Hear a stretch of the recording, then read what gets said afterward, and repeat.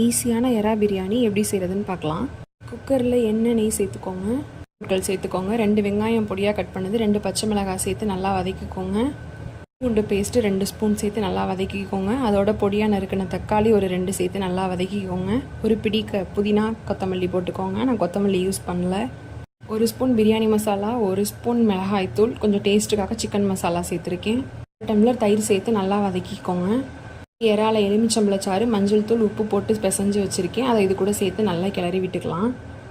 தேவையான தண்ணி சேர்த்துக்கலாம். 1 கப் பாஸ்மதி அரிசிக்கு 1.5 கப் தண்ணி சரியாக இருக்கும். 1 நிமிஷம் நான் ஏற்கனவே ஊற வச்சுருக்கேன். அதை இது கூட சேர்த்துக்கலாம். பிரியாணி அடி பிடிக்காமல் இருக்கிறதுக்காக குக்கரை க்ளோஸ் பண்ணுறதுக்கு முன்னாடி ஒரு 2 ஸ்பூன் நெய் சேர்த்துட்டு க்ளோஸ் பண்ணிக்கோங்க. ஃப்ளேமை விட கொஞ்சம் கம்மியாக வச்சு 2 விசிலில் எடுத்துக்கலாம். பிரியாணி சூப்பராக ரெடி ஆயிடுச்சு. அடி பிடிக்கவே இல்லை. நல்லா உதிரி உதிரியாக இருக்குது. உங்களுக்கு பார்த்தாலே தெரியும். கண்டிப்பாக ட்ரை பண்ணுங்கள்.